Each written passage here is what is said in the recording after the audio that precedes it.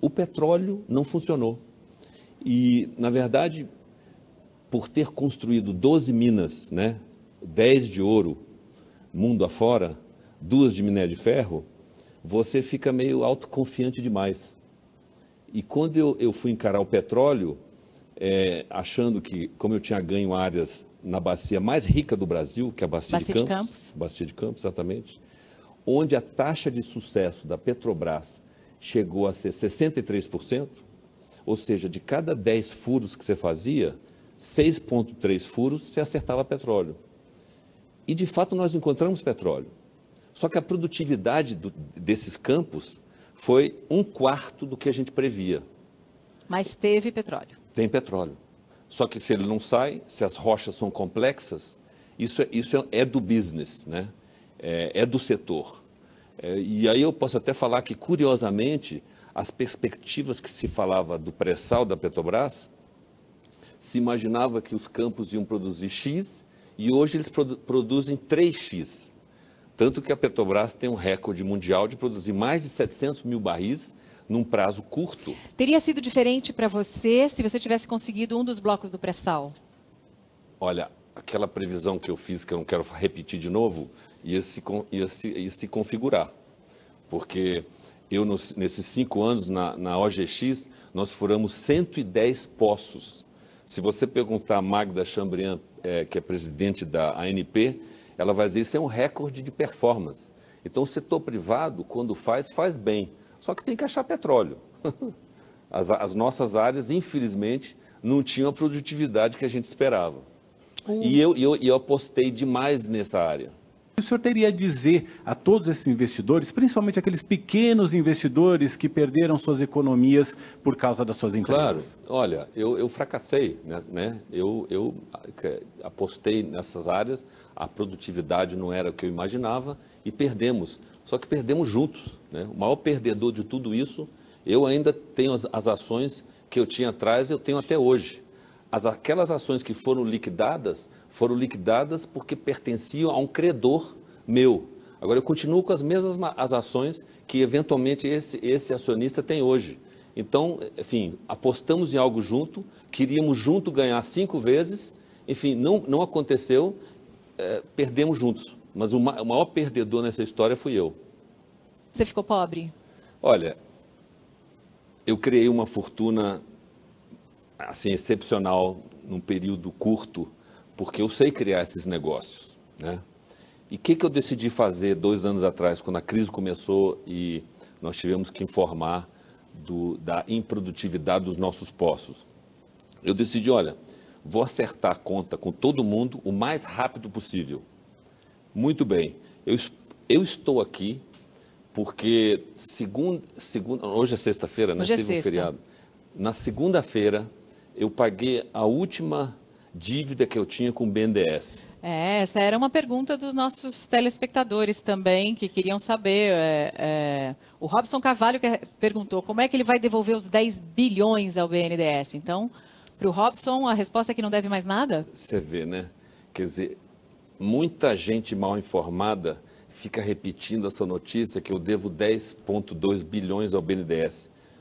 Primeiro, o seguinte, é importante esclarecer a todos brasileiros, contribuintes que pagam impostos, o seguinte: quem me emprestou dinheiro, o BNDES foi um repassador de dinheiro que foi assegurado por todos os bancos privados que auditaram todos os meus projetos. Então, em primeiro lugar, o BNDES não teve risco zero. Então, se o BNDES, se o projeto não funcionasse, os bancos teriam que pagar isso. E quem fez a auditoria dos meus projetos foram os bancos. Bancos esses que auditaram os projetos e também só entraram nos negócios porque eu tinha todo o meu patrimônio em garantia desses ativos, tá?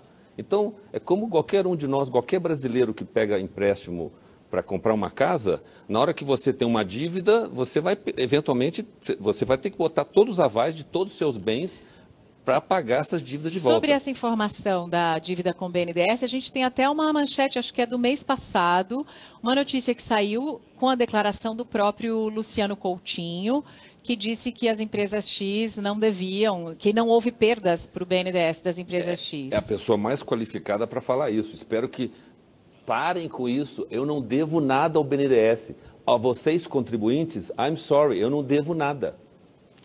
Se ele acha justo o que ele fez com todas as pessoas que compraram ação e que perderam tudo que tinha, acreditando no sonho mentiroso que ele vendeu.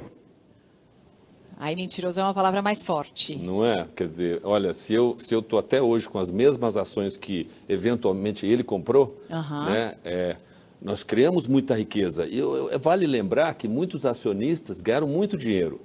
Não sei se vocês sabem, essas empresas, 70% do capital foi capital de estrangeiros, né? E muita gente vendeu as ações também. Então teve muitos que ganharam muito. É aquele negócio, você está na bolsa porque você quer ganhar sempre muito mais. Essa é a história verdadeira. Mas para alguém ganhar, sempre tem que alguém perder. Não necessariamente, não. Tem empresas que continuamente crescem, né? Se eu citar a Apple para você, é uma empresa que, se você ficou com ela 5, 10, 15, 20 anos, todo mundo ganhou dinheiro constantemente. Foi um crescendo, né, constante. Eu não opero na bolsa que eu não tenho sobrando assim para tanto. Você se arrependeu, por isso que você ficou tanto tempo quietinho, você se arrependeu de ter falado demais? Não me arrependi, não. O que eu fiz foi o seguinte, quando você engata num processo de renegociação de dívida, nós estamos falando de 25, eu estou falando de 75 bilhões de reais, que eu negociei 100%. De novo, é meio inédito no mundo, ninguém consegue negociar 75 bilhões de reais nesse prazo. Eu fiz porque fui generoso, em vez de ficar brigando 5 anos por mais X para você, mais X para mim, faz logo porque eu quero reconstruir tudo de novo. That's why I'm back. You're back. I'm back. E não tenho... Você sabe aquela reportagem do Valor que fala que eu ainda tinha uma dívida de 1 bilhão e alguma coisa? Essa reportagem do Valor é a do Cristiano Romero? Isso, do Cristiano Romero. Que foi em fevereiro, março desse ano, dizendo que você ainda tinha 1 bilhão em dívidas. De dólares, né? Isso. O Bloomberg adora falar isso. Aí, o seguinte, essa dívida está zerada. De novo, botando meu patrimônio para zerar essa dívida, porque eu vou começar de novo e estou começando de novo. Mas de onde vem o dinheiro? Se os bens foram apreendidos, de onde vem esse dinheiro para pagar a dívida? Não, peraí, eu sou um grupo... Primeiro, tinha um fundo soberano em cima na minha holding, né? É esse Mubadala. E embaixo, os bancos, que eram... Eu dei o aval de todos os meus bens, então tudo estava em garantia. Eles pegaram tudo que satisfez a solução de toda a dívida. Então, o que sobrou agora é meu. Eu não tenho mais dívida. Aí que Batista zerou a dívida. Eu agora tenho algum patrimônio para começar.